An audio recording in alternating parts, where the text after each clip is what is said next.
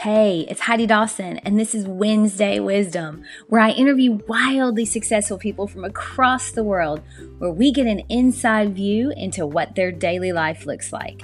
Success leaves clues, and on Wednesdays, we're finding them. Join me now for the latest wildly successful interview. Hi, guys. Welcome to the 95th episode of the Wildly Successful Lifestyle Podcast. And it's Wednesday, and I have the house whisperer with me today. Her name is Amanda Gibby Peters, and she is the voice and visionary of Simple Shui. We're going to talk all about Feng Shui and what it is. So if you're wondering, do not worry.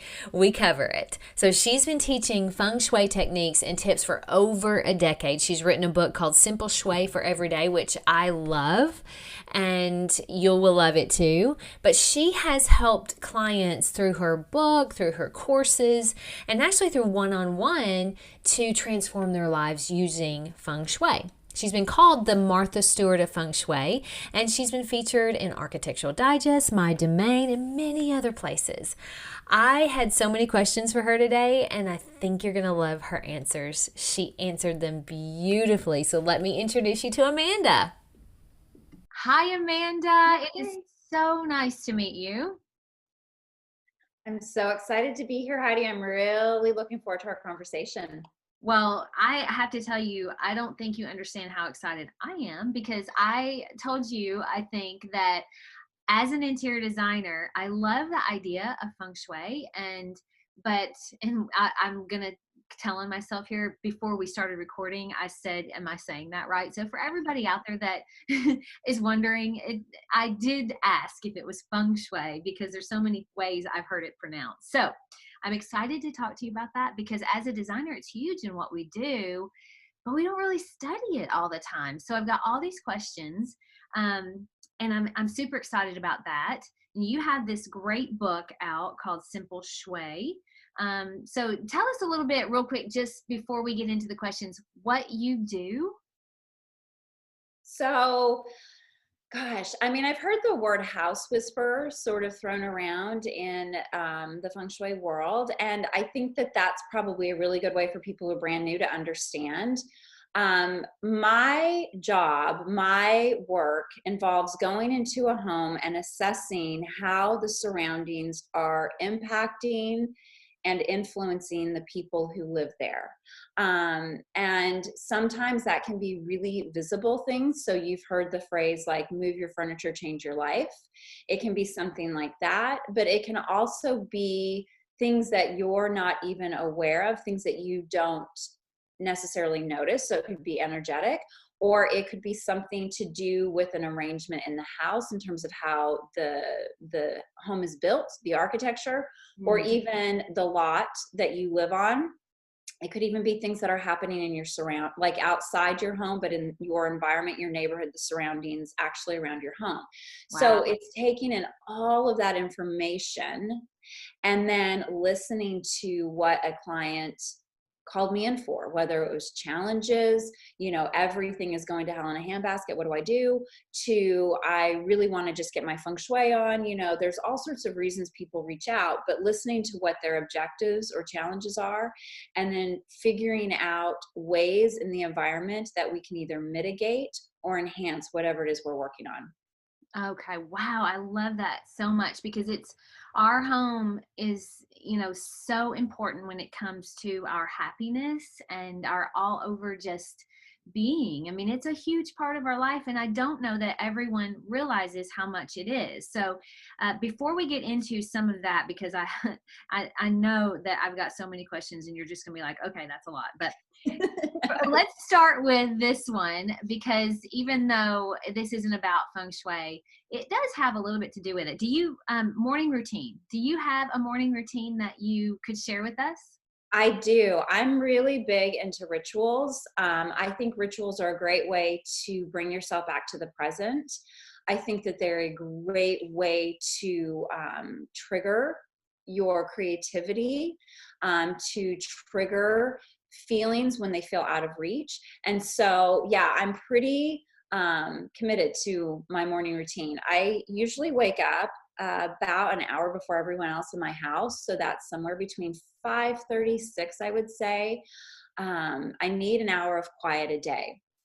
And in fact, this is going to sound really strange, but when I get in bed at night, I'm so excited about that hour the next morning. I love it. Does it have anything to do with the coffee? It does, but I think it's like the house is just waking up too. I get to start the coffee. I know I'm going to sit down. And so I journal, I gratitude journal, I forecast journal. And what I have done this year is, before going into any sort of worry or complaining or frustration, I do the gratitude first. It's almost like I have to get 9 or 10 things down on the page. And then if I still have the energy to sort of dissect things, I will. But most of the time, by the time I'm done with that list, my energy is shifted. And when I say forecast, sometimes it'll be things that I'm actually working on and what I want that outcome to be. And sometimes it'll be like just really wildly crazy goals that I'm just going to put on paper, just start putting them, planting those seeds. So that's kind of the morning ritual for me. And then I would say about 15 minutes, I read the news, and that's it for me for the day. I'm a speed reader, so I can get through quite a few sites, but I have my few, the Skim, I'll read Girl Boss, New York Times, just whatever newsletters I've subscribed to, I read through those. Okay. And then I'm not tempted to scroll or follow threads or dive into the emails that show up during the middle of the day, announcing catastrophe. It's like I've gotten my dose, and I know whatever I missed during the day, I'm going to get the next morning. So it's really condensed. And then after that, sometimes, my girls and I will go for a walk. Other times I'll just start the day. But yes, there's always coffee involved. And then the other thing that I do is I light Palo Santo every day. I light Palo Santo every day, and I just walk through my house, and it's sort of that.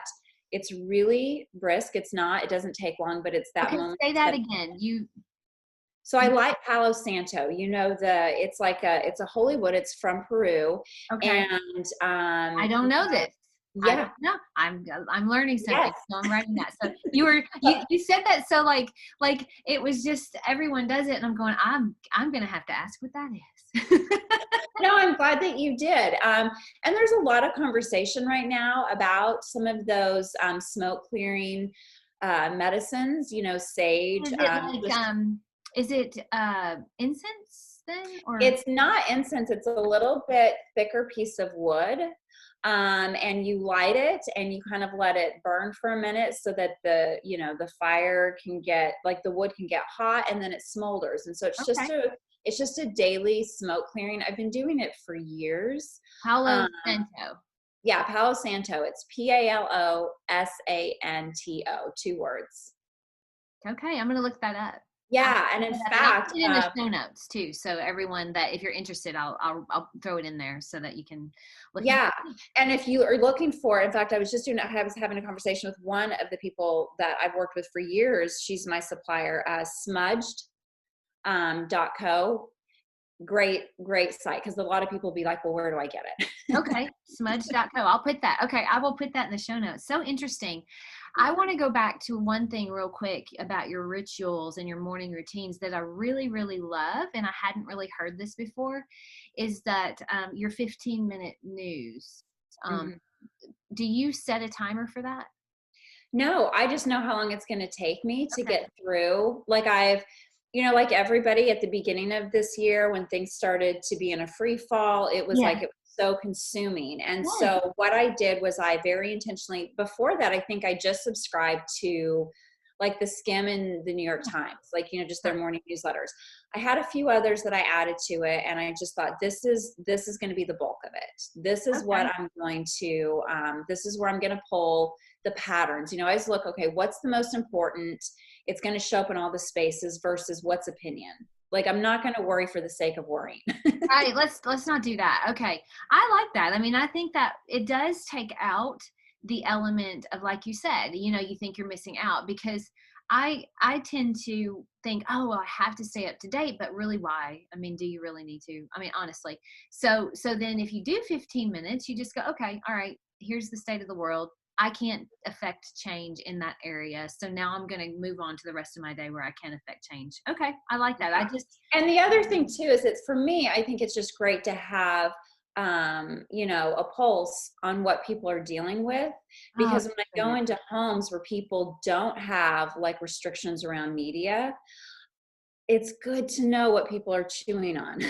It's good to know what I'm asking them to step away from, because one of the things that people do not consider enough is the quality of energy they allow in their home. So, people will think, well, like we're good people, quote unquote, right? Like we don't make any bad choices. And I agree. I mean, most people are. But then you just start letting information come in through your computer, through your TV, through your shows, through, whatever it is. And that now lives in your space too. And so after a while, if you're not doing energetic cleansing, if you're not paying attention to, how much of that you're consuming, that starts to affect how you feel in your space. And I think that that's going to be a conversation you'll hear more and more in the coming years, because I think everyone being home, they're starting to realize, whoa, how I feel in my space is affecting my behaviors and my moods, which are impacting my choices. So now we're having to look up a little more than we did before. Like, what am I making me feel this way? So true. I actually got goosebumps when you were talking about that, because I say that a lot. Like, just don't focus on the negatives. Don't focus on the news. If you can't change it and you're not going to do anything to change things, then why would you focus on it? Because it really does. I mean, I can feel my anxiety going up, up, up, up, up, up when I'm reading something that is stressful. And most of the time the only reason it's on the news is because it's stressful. It's getting your attention, and then you're filling your house with that. So, I mean, I have clients where I go in and they have the news on all day. And I'm just like, okay, as a design element, that is stress. That's stress. You're pulling stress into the house 24/7. And I love that you said that. And I like the idea of the 15 minutes. So, yeah, okay. Let me say this too. The other way I would look at it for people is to say, just imagine everyone is a guest in your home. Who would you really have sit down at the kitchen table with you? Yeah, and that's right. You can go to books and magazines and everything that you just allow casually take up space, whether it's energetically or physically.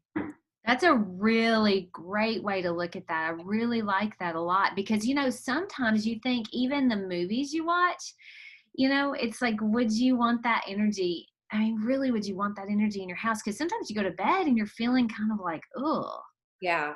Yeah. I mean, yeah, it is, Maya Angelou said years and years ago, and I'm not going to get the quote exact, but she just said, we don't have the tools to measure energy yet, but, they are, your words have energy, and they get into your furniture, they get into your walls, they get into, the fabrics, and then they eventually get into you.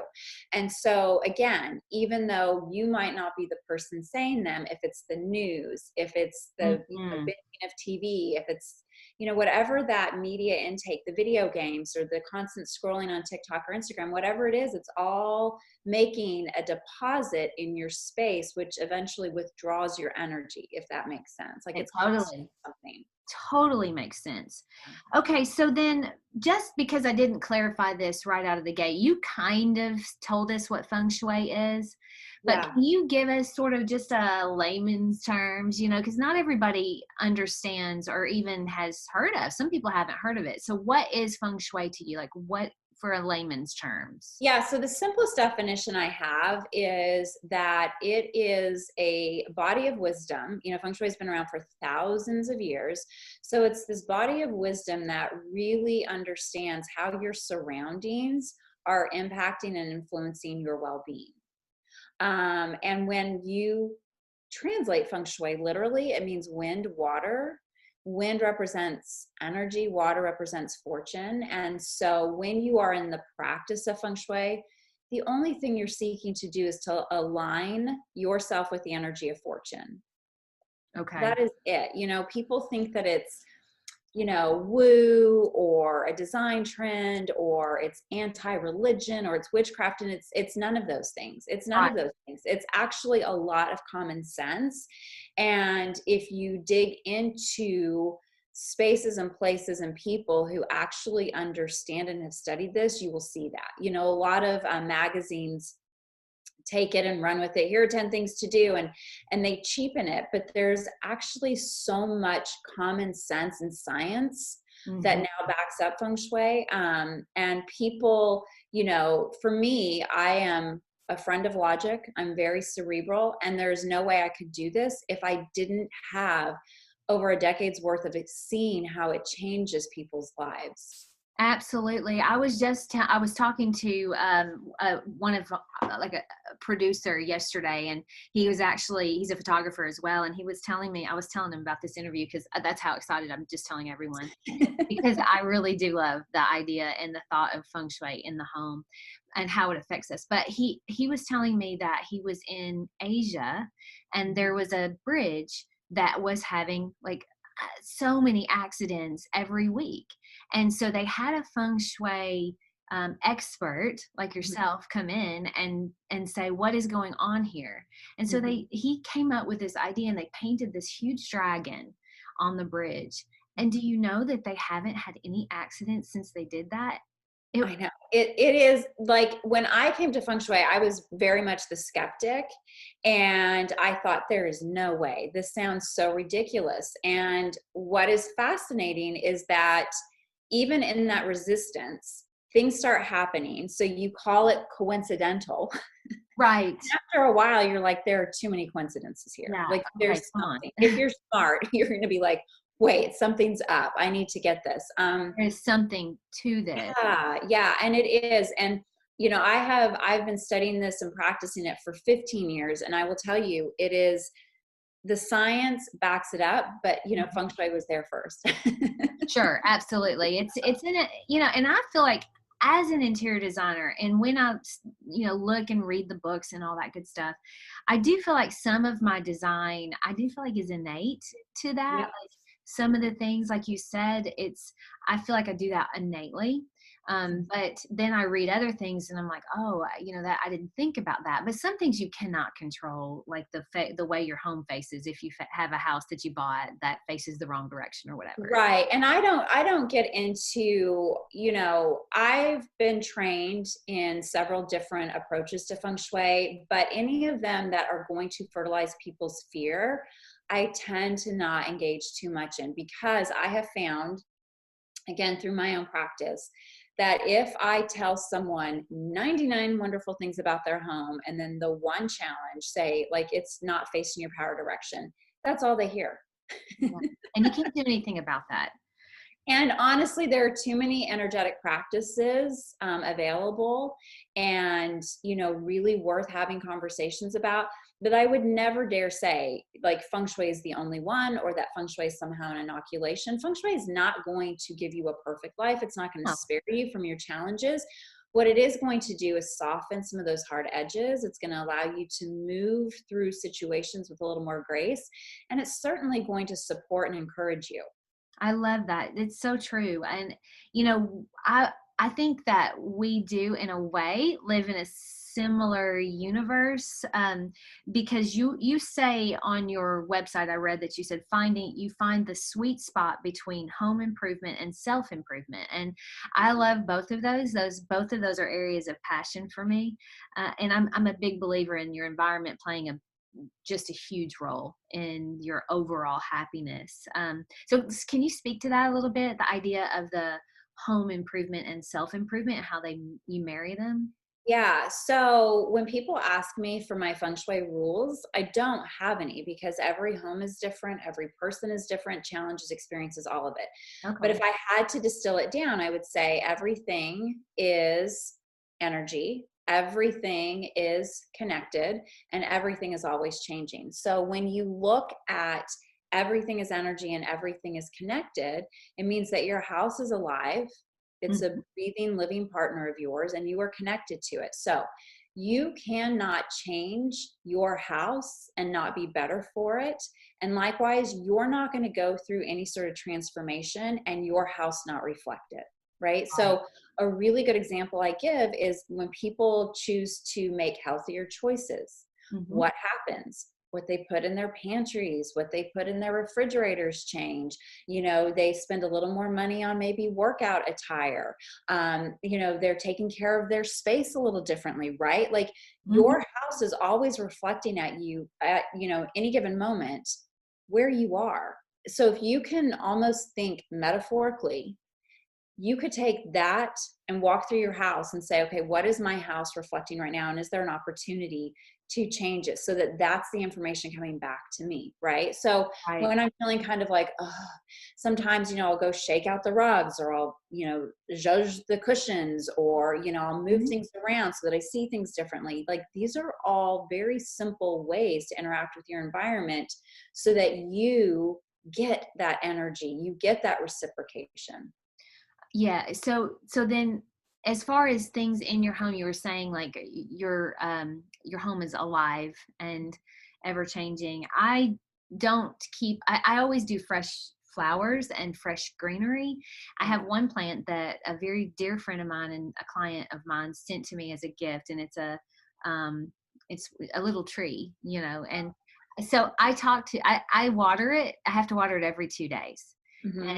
And so I talk to it and I'm like, I tell it I love it. Is that crazy, or is that? No, in fact, I love that. I love talking. It's been proven that it actually helps them live longer, live I better, thought live, that that. they thrive. So That's right. yes, there's a lot to back that up. But here's what I tell people: instead of looking at your house as like this project or to-do list or whatever, like let's just switch that for a second. Your house is going to outlive you. Yeah. So True. instead of you thinking that, it's part of your life, you're actually part of its life. Oh my gosh, I love that. Yeah. And so, just as someone who wants to be a good steward of life, someone who's raising kids, one of my objectives is to really reinforce this idea of leaving a place better than you found it. Okay. And it's the same thing with our homes.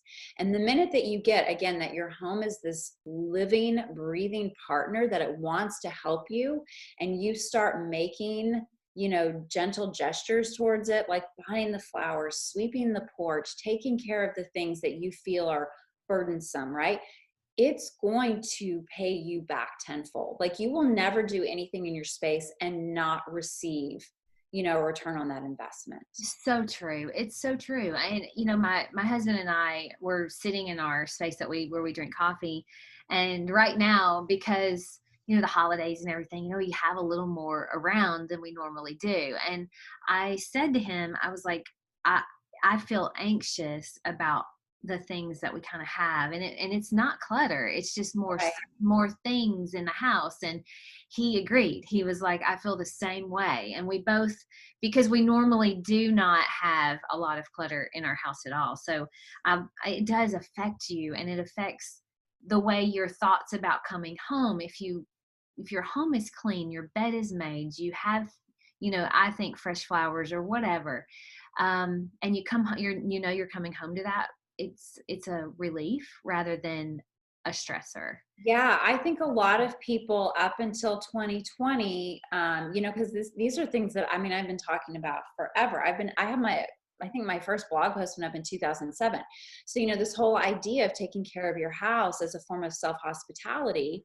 And then, 2020 hits and everyone's quarantined and people are realizing like, oh my gosh, like these things bother me more than I realized. But here's the thing, they were always bothering you. Right. You just were ignoring them. But you cannot be in your surroundings and not be under their influence. This is why I actually think that understanding what's happening around you is as important, if not more, than some of like the meditation and the affirmation and all these practices that we effort to do, Right. because you sit on the mat, you do it, and then you're done, right? And you hope that that carries through. Meanwhile, you're in a space and it is always talking to you, Yeah. whether you choose to engage or not. So you can't turn that off. So to me, it's worth figuring out what you want that conversation to sound like. Yeah, I agree. I couldn't agree more. There are things that I do. I do little videos on Instagram sometimes, and I always say, open your drapes and your shades in the morning. Yes. Oh You're my gosh. gonna be at your home during the day. Turn on your ambient, turn on, not your ambient lighting, turn on the mood lighting. Yeah. Just feel good and have your home part of you rather than just going, oh, I'm just, it doesn't matter. I mean, it's just where I put my head. And I'm just like, no, it's where you are building a life. And Yeah, one of my favorite rituals, so I told you at the beginning I'm big into rituals, is putting my house to bed at night. So okay. when my girls were little, I have twins, I could not get anything done during the day, of course. And so like I would have this 15 minutes, this was before I was into Feng Shui, they were babies, but I would go through and I would tidy up because I knew I needed the house to feel a certain way when I got up the next morning because everything would already be stacked against me, right? Right. Yeah. You're certainly not getting your hour of, No, quietness. that did not exist back. In fact, back then, that hour, do you know what it was? I would get up at 4:30 to go for a run.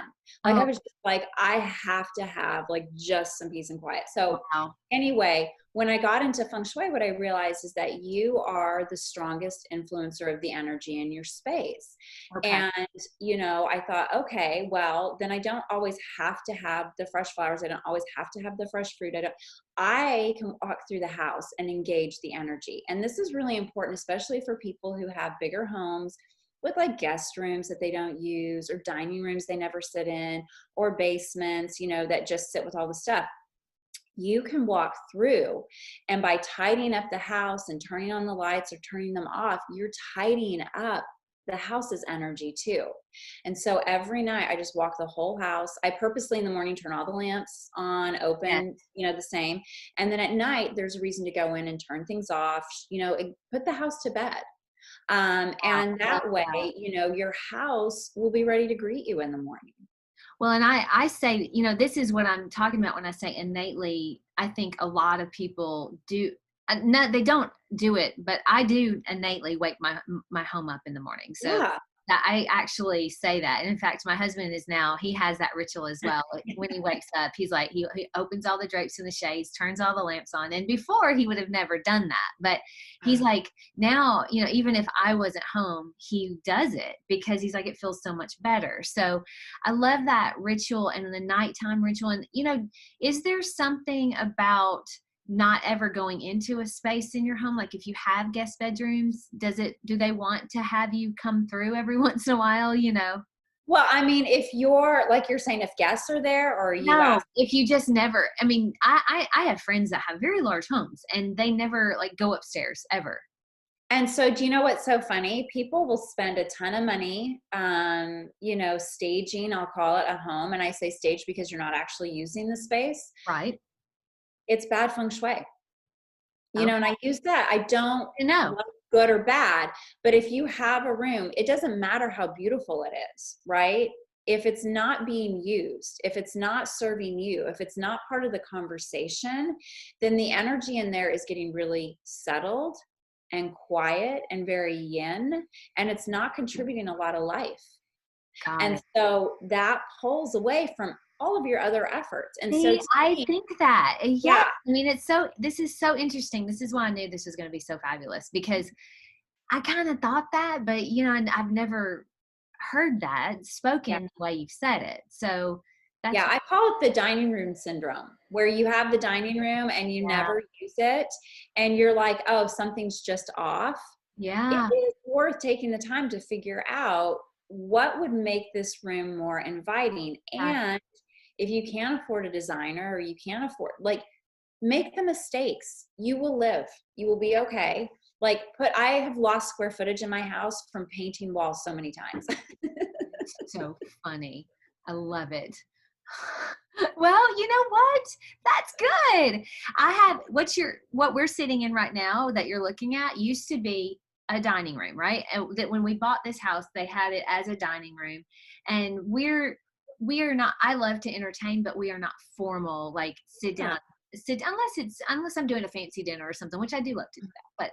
But so we made this into a multi-purpose room. So it's Yeah. kind of like our, our TV room, our dining room, but we walk through it and it's so beautiful and I love it. Whereas when it was a dining room, we would never, I didn't even want to walk through it. Yeah. Honestly, I didn't even want to walk through it. And so now I do. Now we're in here all the time because of the way we made it. And that's the thing, like every part of your house represents some energy in your life. In Feng Shui, we have the Feng Shui map. It's known as the Bagua. So every area of your house represents something.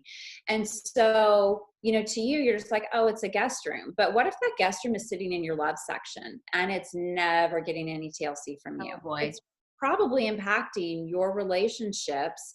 And it doesn't have to just be romantic. It can be professional. It can be your ability to network, all of those relationships that are really so important to a good life. Yes. So it is, again, it's worth taking the time to even just sit back and go, okay, where do we need extra space? Maybe we can convert this room. So for us, what we found with our dining room was, one, no one ever wanted to sit in there. And two, our girls were always sitting at our kitchen table to do homework and it was delaying dinner. So we set up a round table in there, chairs, everything, and kind of moved them. And I'm telling you, it has been the saving grace. We did this a couple years ago, but this year with everyone home, I mean, now everyone, because we're all home, so my husband has to go to a different space. I'm in the office there. It's been great, right? And that's kind of, with Feng Shui, it's not transactional. It's not like you do something today so that immediately tomorrow things are better. It is making choices in your house that support your life. And your life isn't just a two span, right? And so really when you take that time, that's what I'm saying. The return on your investment always comes back. I love that. I love hearing that and just confirming that for everyone because it's so important to know all of this. Okay. So as, I have a basic idea and I think innately some of the things work for interior design with Feng Shui, but what are some of the very first things you look for when you go into a client's home for the first time? So I'm paying attention to how I feel when I'm approaching the house. Like I'm noticing neighborhood, I'm noticing front door, I'm noticing, and not for the reasons that people think. It is curb appeal, but it's not. Like your front door is what we call in Feng Shui the mouth of qi. So think of it like your mouth or your nose. This is where you take in oxygen. This is where you take in nutrients, right? Okay. And your front door is where you take in opportunities and possibilities and luck, anything that you're trying to call into your life. And to do that, you want your front door to be taken care of. You want it to stand out. You want it to represent you well. So I'm always looking at, does this front door suggest that life is thriving here? Does it tell me that life is good here? That's the first thing. The second thing that I look for is, does the home match the personalities of the people who are there? Now, obviously, I don't know clients usually before I come over. I've had maybe one or two conversations, but once they start telling me, oh, I have a teenager, or I have little kids, or my husband works from home, or my wife is, studying to get her master's, whatever it is that represented in the home? Like, can I tell a little bit of the story?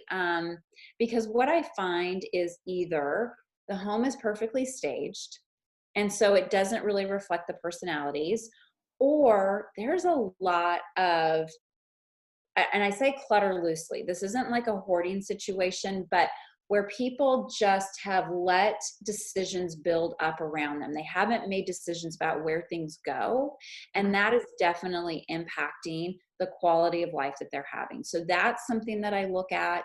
So is that like stacked magazines, stacked mail, things like that? Yes, like, countertops that just, you can't even see the countertop, bedrooms where, because it's not a public space, everything is shoved in there, right? So for the bedroom, so many people homes that I go to, those are the spaces that are deprived of resources the most. People think, well, because no one sees it, I'm not going to spend my time, my effort, my money, in that space. And so it's like the exercise equipment, it's the boxes from Amazon, I'm not going to make the bed.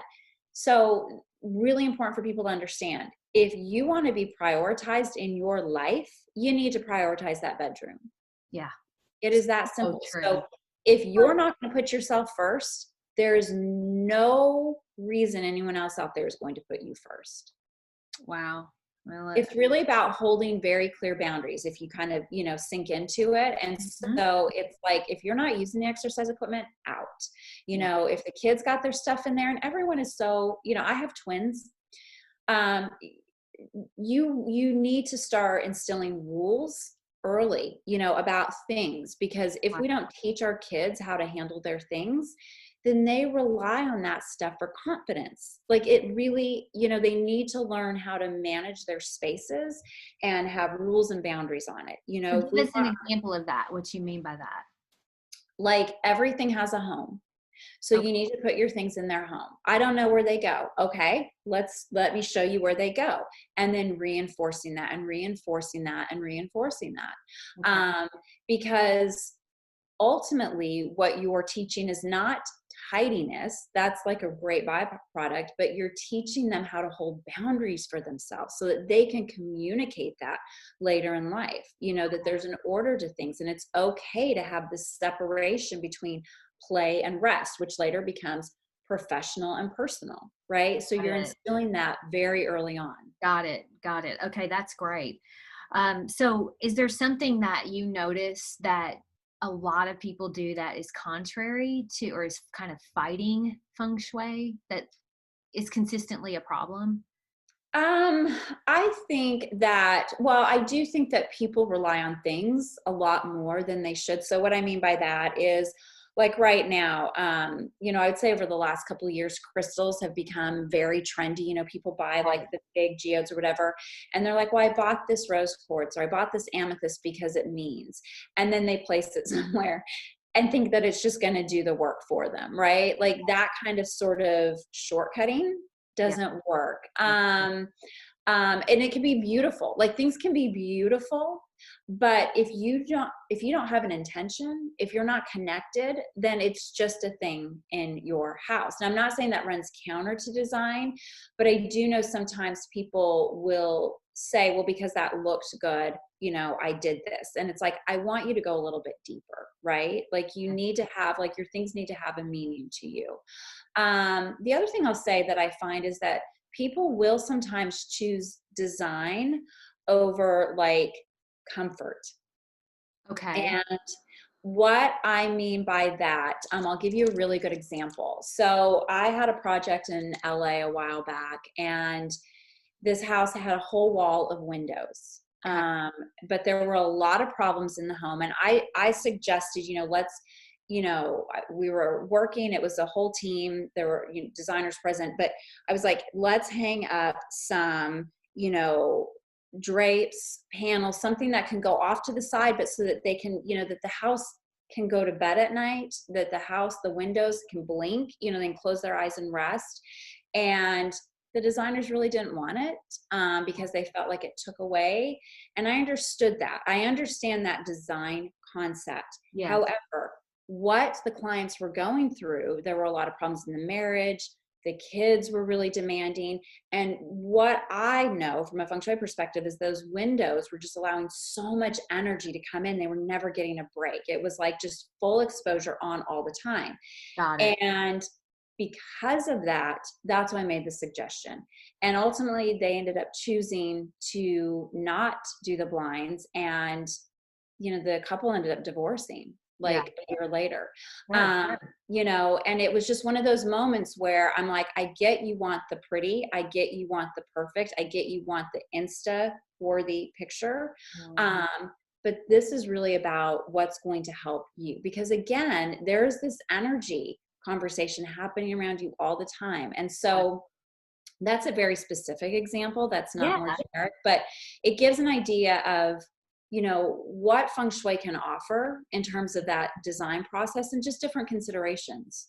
So open windows are not always a problem. It's just it, No, so they're just energy portals. They're like doors. So if you can think of highways, yeah. right? So, and the larger a window is, the more energy that's coming in. So say someone is officing next to a window, or even more so, like the kids are sitting by big windows while they're trying to do schoolwork. Oh And yeah. you can't get them to pay attention. They keep getting No. distracted. It's like they're just in that pathway of energy, right? Yeah. And Okay. so if you put them in a little more intimate spot, something that, I mean, natural light is obviously divine, but Yeah. like not right in the pathway, then they can rest and relax and pay attention and be focused instead of distracted.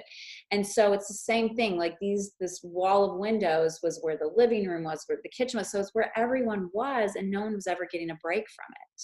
Got it. Okay. Yeah. So no, they're not bad. They're not inherently bad, but that's what I mean by sometimes people will choose the design, the pretty, over the comfort. And the comfort meaning like the things that are going to actually help you manage or heal or, change whatever it is you're looking to improve. Sure. Okay. All right. I was just curious because as a designer, one of my favorite things is large windows, and so Yes, and I love them too. We have them all through the house. They're not bad. I don't want anyone to think, "Oh my gosh, doom and gloom," or "What does she know?" I gotta take the windows out, honey.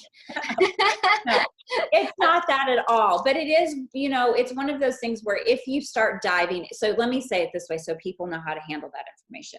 If you dive into Feng Shui and you start looking at it, and you will see here are the do's and here are the don'ts. Right. Or here's what's great, here's what you want to avoid, whatever, however you approach it, whatever world you sort of wade into, the best next thing to do instead of panicking or worrying is that energy true in my life, right? Like, am Right. I having that experience? Because if it's not happening to you, then it's not for you.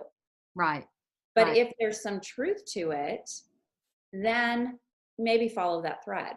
I guess it's kind of like, even like vitamins for people is some people can take 500 milligrams of magnesium and it not affect them at all. If I take 500 milligrams of magnesium, if I even take 200 milligrams of magnesium, I have nightmares, horrible nightmares. Oh, really? See, Yeah. I just have to go to the bathroom a ton. Oh, well, that doesn't do it to me, but now we're learning way too much about each other, but but I guess for different people though, it's not like a carte blanche where everything works the same way for everyone. And I guess that's why people have to use you and get to use you to help them, because it's so specific. It can be. So if you It want, is really specific. It is specific, and that's a good thing. That's a yeah, good thing it is a because good that thing. means that it can really be curtailed and prescribed in a way that is going to genuinely help you. It's not like, here's a universal, here's one size fits all, or best practices.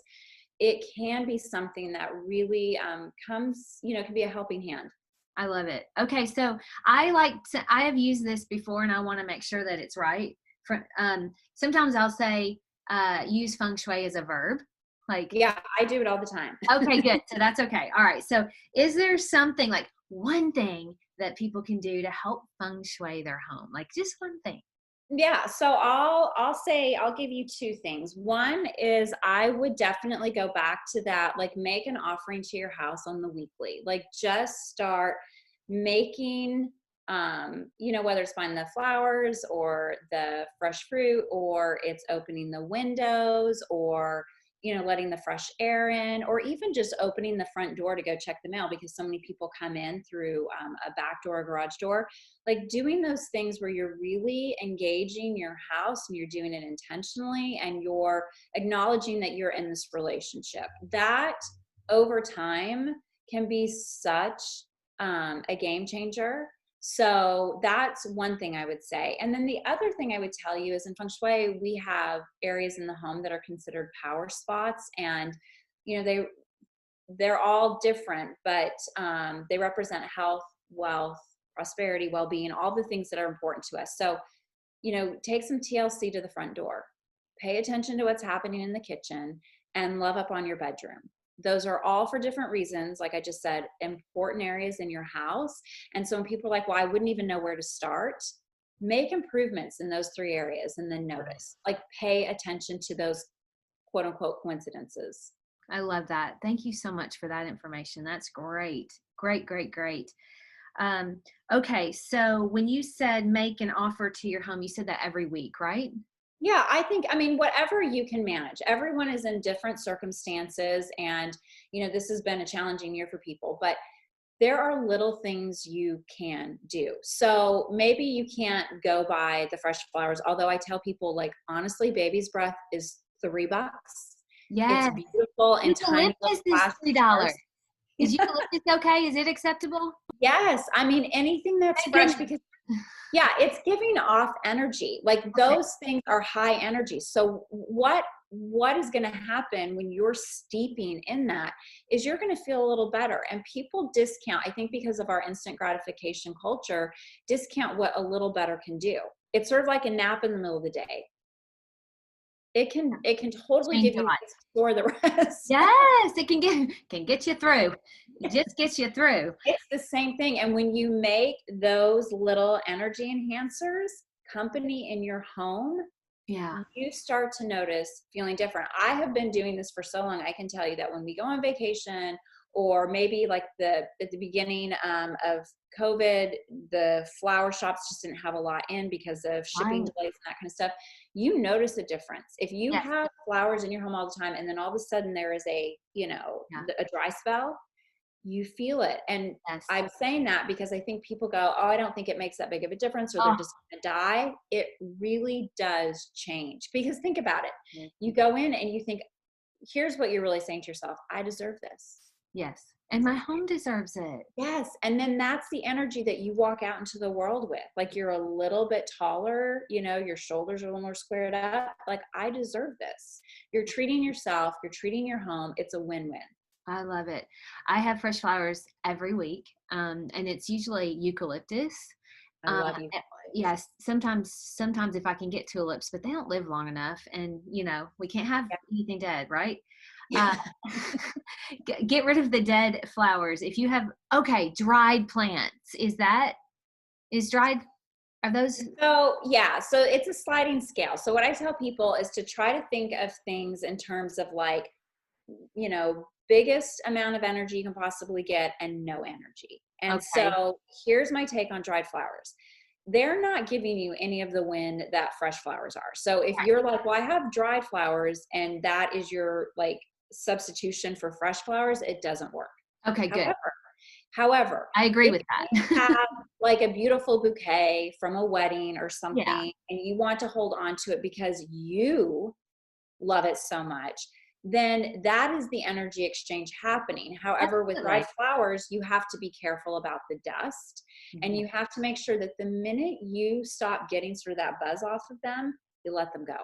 I'm so glad I asked that question, because it jives with me. Everything you're saying, just I'm like, yes, yes, yes. I never thought about this, but you said people don't go through their front door. We use our front door all the time, but But but I know people who don't, yeah, because they just always go through their garage. And that is huge to me, because when you drive by a home, you can usually tell if they use their front door or not. yeah. So I love that. And that is wonderful information. And I've never heard that. See, I told you. Yeah, and it's a simple ritual, right? It Like, is. people Even want. just livening it up. Yes, yes. All years and years and years ago, I submitted an article to Mind Body Green. It was on sweeping, because one of the things I found myself saying to clients was, when you don't know what else to do, just go sweep. Okay. And it went viral. Like, the thing was crazy. And I think the reason that it resonated so strongly is, one, I think that those rituals are in our DNA. I mean, you keep saying you feel things innately. I Yes. think Feng Shui is in people's DNA. I mean, Yes. something that's been around for thousands of years is going to show up, in Absolutely. the ways that we home all the Yes. time.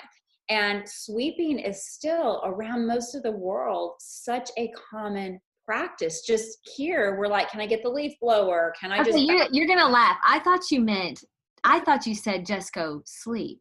Oh no, Like sweep. SLEEP. That's funny. No. You're Yeah. saying sweep, but I think probably taking a nap if your energy is bad might not be a bad idea. But sweep, SWEEP, hilarious. I Yes. love it. I love Sweep. that. Sweep, Yes. And yeah, sweeping, it is really this whole out with the old, in with the new. So I would yeah, tell people, so you know how you were saying your husband like goes and opens blinds, or, yeah, you know, like the windows and turns the lights on. When I was, you know, starting to share feng shui more professionally in that, I would tell people sweep. And now my husband, like once a week, sweeps the garage. I Like love he's always it. out there Yeah, sweeping, because it does make a difference. it, And it sounds OCD, but actually it has nothing to do with that. What you're doing is setting intentions. yes, You're clearing out the love it. space so that you're available to refreshments. Yes. You're clearing out. Anytime you clear out, and like it's sometimes it's just clearing your mind too. I mean, we don't, my husband said it when he got to a certain point in his life, he wasn't going to mow his own yard, because it's not something he enjoys, but he does recognize that when you get instant gratification from mowing your yard, because you see immediately how beautiful it looks. Yeah. And so it's, I think that that's probably the same idea with sweeping. Is you're clearing out, you're cleaning, you get instant gratification, you get that sense of accomplishment, all of that good stuff that comes with. Yeah. My, And you're in a meditation. You're in a moving meditation, because you're okay. thinking out with the old, in with the new. What is it that I'm welcoming into my life? What is it I'm calling into my life? What is it I want to attract? Yeah. And it doesn't take very long, especially if you do it with some consistency, then Right. it's pretty easy. Yeah, it does. It does. It kind of gets into be a habit, and then you don't even need it, but you're going to do it anyway. Yeah. So, all right. I have a question that I ask a lot of people about happiness, because I think wildly successful lifestyles, it has to include being happy. I want to ask you what makes you happy, but also how can feng shui, in the most way, affect the happiness of a home? Because I know that homes just like we've covered, has energy. I think that if you live with what you love, Yeah. so what you choose to surround yourself with, whether that is the physicality, whether that is who you invite in your home, you know, you can stretch that however you want. When you effort to live with what you love, um, that is probably the, you know, love is going to win all the races, right? Like Right. the it's the energy and the vibe that everyone chases, that they want, and that feels so satiating when you have it. Yeah. And so when you look at your space with that filter, like that's where you get into that happiness zone. Yeah. And in terms of, I guess, what makes me happy, I mean, hot coffee is really high on that list. Don't disagree with that. You are the first person that's actually confessed that as the truth. And I love it, because that first sip of coffee to me is heaven. It is. I'm like, we were just having this conversation the other day. Like, if you had to give up coffee or wine, what would you give up? And I'm like, the wine. Like, Yeah, I me can't imagine too. starting a day without having that exactly that first cup, transcendent. It's comfort. It's comfort. And it's actually, I've read that it's healthy. So Yes, yes, if you love it, it is. So I'm just going to add this, and because I say this a lot, because I love everyone that I interview so much. That's why I'm interviewing them. I could talk to you for 45 hours about this, but living with what you love. So many people, and this is just a real quick side note, get pieces from their family. Okay. And I know it's like, they don't love it, but it's grandmother's, you know. I actually have some of my favorite pieces in my home are from my grandma, because she had spectacular taste. And I have an old buggy bench that my grandfather made from an old horse and buggy. So things like that are Yeah. wonderful. And I, I love them so much. But I do have clients that have pieces from family members that they dislike, but they're like, well, I have to keep it. Mhm. Your thoughts on that? Is that another thing that's like, No, it's not. I actually think all of those things fall under clutter. And I say clutter, I know clutter has a very, like, we get a certain image in our minds when we hear that, but clutter Right. can be, the beautiful things that are left over from the marriage that didn't work. So just Right. understand, like, it's a big umbrella.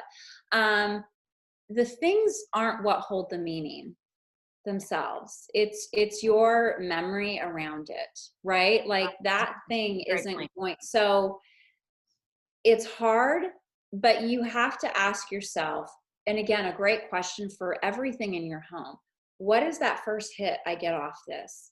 Yeah. Because that is the energy contribution it is making. Got it. And if you have one or two things that you feel like, gosh, I'd like to get rid of, but I know it means so much, and so I'm going to hope that might be okay. But I was talking to someone not too long ago who lived in her parents' home. They no longer were there. And it's filled with all of their stuff. And Mhm. she was just like, like, I, I'm having a hard time. Like, I don't even know what to, it wasn't that she was having a hard time. It was just that she was trying to walk in someone else's shoes. Right. She was assuming other people's patterns and choices, because that's what happens when you have all of that And the around you. energy that has been that Yes. they put into that, you don't know what that energy, what lives there. Yeah. And so to me, it goes to, I've walked people through who've been through divorces. Do I hold on to my wedding album? What do I do? And it's like, what is that hit of energy? Now, I don't ever suggest making choices right after something's happened. You need to give yourself, Good point. you Yeah. know, an adjustment period, whether that's grieving or, not having strong feelings of animosity, or, whatever it is for whatever situation. But once enough time has gone by, and you'll know because it starts nagging you, Right. you have to say, okay, what's that hit? And then, if there's someone alive that it means something to you, because so many times we rent out our space, we hold on to things for other people. So my suggestion is let them So know. valid. Yes. Like, hey, your stuff is here. I'm totally happy to, have someone come pick it up and move it on to its next life. Yeah. Or you can come get it. Here's what I will say: when people don't want to use things and the sentimentality is like low, Yeah. you're robbing that thing of its best life too. Again, everything is energy and everything's connected. I And bringing the everything get is it. always changing. It is okay to pass something else on to a home that would love or appreciate or need it, Yeah. knowing that that usage and that, being able to be incorporated into someone's life is going to give it a higher energy impact, Yeah. right? So Yeah. you're just letting it sit Absolutely. there and collect dust, out of obligation, when in fact it could be having its best life and you're just standing in the way. Right. And you think you're doing something good and you're not. Um, that is a good point that we're renting out our space. And here's I'm gonna add something to that and you tell me what you think. A lot of times, parents will keep their stuff, the kids stuff, or your friends like, hey, can you keep this? Shouldn't you put a timeline? Like, I know my husband will say, my little sister lived with us for a while, and we loved that, and we enjoyed it. And after she left, there were some things left. Mhm. And so we were like, okay, you got to come get this. And finally he was like, okay, if by Tuesday it's not gone, and she knows him, if it's Yes. Tuesday, it's going. And Yeah. so don't you think that they should say, okay, here's this deal. If you don't come get it by Tuesday, it means it's not important to you enough, Yes. and we're gonna let it move on to its new home. Yeah, I listen, when people say I'm going to get to that later, I'm like, stop right there. Okay. Give me a date. There you go. Give Yeah. me a date, because later means you have no intention. A Right. date is an intention, Yes. and then the other thing too is it comes back to boundaries. And you're Yeah. right. Like, if it's Boundaries are not key. important enough for someone to come get it, then why should it be taking up space? I mean, it's not even aligned with your energy. Why should it be taking up? Homes are our sacred space. Yes. So again, I'm here for people being really picky about who and what comes into them, because you get to go out in the world and you don't get that quote unquote control. Right. You have to mix with everything. Your home should be your refuge. Absolutely, 100%. I love that. Ah, okay. This has been so, so good. And I'm so excited about this. Good. Your book, Simple Shui for Every Day. I love the idea of that. So tell us just enough to get us interested so that everyone goes out and reads it. Um, Tell us a little bit about that. So it's 365 prompts, one for every day of the year. You do not have to do it every day of the year. But what I wanted was, when I came to Feng Shui, it felt like all the books gave the basics, and then there was just an amount of complexity that would stop you cold, right? And Yes. so I have like 15 of those. Yeah. yeah. And so people felt overwhelmed and they were confused and they were like, I don't know. And then you have, other spaces that are like, this is good Feng Shui, and no, there's not really any context, and it's not. But my book, what I decided was, I want people to start where everyone should, which is with the basics, the simple things that feel user friendly, inviting, engaging, and easy enough to do, that you're like, okay, I can do that. Yeah. Yes, I can do that. Yeah. And small enough that, you don't feel, well, nothing happened, you don't feel like you exerted all this effort. And because that transactional thinking is really hard to, remove ourselves from. But that over time, at the end of January or the middle of the year, you can look back and you're like, you know what? It does feel different around here. You can notice a difference in people's moods, in the conversations happening, in the things that are happening in your life. So bite-sized ways to just, wade into Feng Shui. So good. I encourage everyone. I can't wait to get it, because I think that that's probably, if you do, like you said, the little things, even your kids, it makes a difference for them. And that's what you don't realize, is that it's innate, and your kids can be better because of this. So go get Simple Shui for Every Day.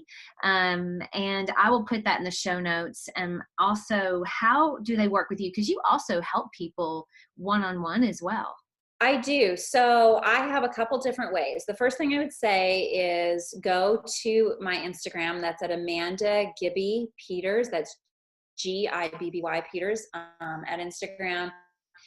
That's really a great way to sort of feast on, my approach to Feng Shui, and to get really great takeaways, things that you can do. It's the space I think that I'm the most generous. You can go to my site as well. I mean, a blog that's been there since 2007. So for people who really want free resource, those are the two best places. Yeah, your blog is really good. Your blog is really good. Everybody go look at that, because it's really good. Yeah. Oh, thank you. I appreciate that. So those two things. And then in terms of working with me, there are a couple different ways. One, yes, you can do a one-on-one consult, and I'm switching it for 2021. I'm going to be working with people over a period of time, because it's really easy for me to dispense a lot of information. It takes a minute to digest. And so I've switched it up so no one feels that they have to hurry and do anything. They can metabolize the information. And so it's a little more of a process, but it's definitely one that works for the clients, because I've been doing this for so long, and it's very favorable. So that, if you want to do one-on-one. The other thing that I've just launched is a group consult, where people are like, I'm not ready for that kind of investment. So it's a classroom where I teach you how I do a consult, and then you do it in your house, and it's over 6 weeks. And I tell you what to do, and then you come back and report to me, and we have conversations, and then you get another lesson. And it's a great way for people to start to see their house through a Feng Shui perspective, and really get that hands-on understanding why they're doing it, instead of just getting the suggestions. And then also getting that validation of like, I did this and this happened. So yeah, those are the ways that you can work with me. Okay, so I will put all of that in the show notes so that people will be able to access that as well. Oh, awesome. Well, this has been so much fun. So much good information that you shared with us today. I appreciate that so much. Oh, you're so welcome. I appreciate the questions. Yeah. Okay. Well, I will look forward to your Instagram. I can't wait to read your book, all this good stuff. I appreciate you, and this has been fun, and I appreciate you just coming on. Thank you. Thank you so much, Heidi. All right. Bye, Amanda. Bye. Don't forget to subscribe and share with your friends, because we're just going to keep going bigger and better places together, and I love that about us. Talk to you in a few days.